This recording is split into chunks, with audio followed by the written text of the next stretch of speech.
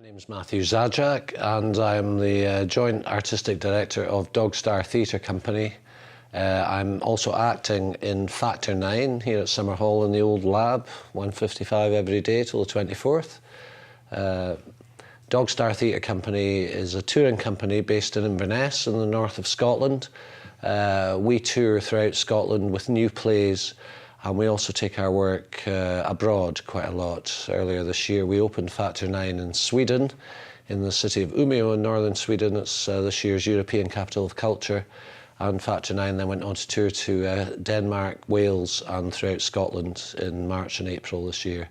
Factor 9 is a play about the fact that tens of thousands of haemophiliacs around the world and many others were administered with infected blood products during the 1970s and early 80s, contracting HIV, hepatitis C, CJD, through these infected blood products, most of which were imported from America, sourced from blood taken from prisoners in the American prison system, Skid Row donors, people along the Mexican border, and students who were selling their blood. Many of these people, sadly, were already infected themselves, and the blood wasn't screened properly.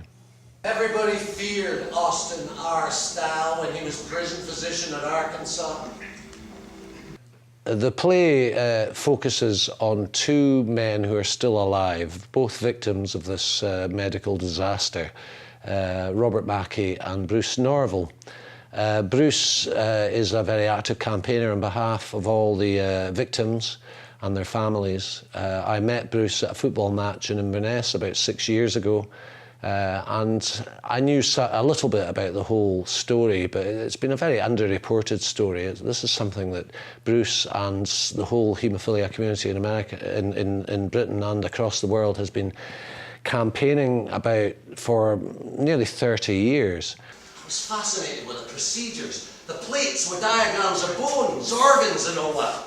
Plus my mum was an NHS nurse. My old man thought the NHS was the greatest institution on the face of the earth.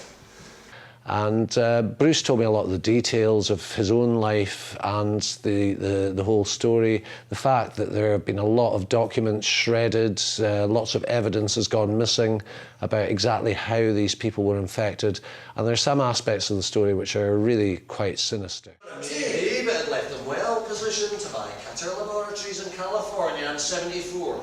Somebody dug up this letter. Dr. Garrett Allen, the pioneer of blood products, he was warning the medical authorities for decades about prison blood. It's a very political play. You know, these men became campaigners, involuntarily campaigners. They didn't really want to become campaigners, but they felt compelled to do that, to try and get some kind of justice and some kind of truth about exactly what happened to them.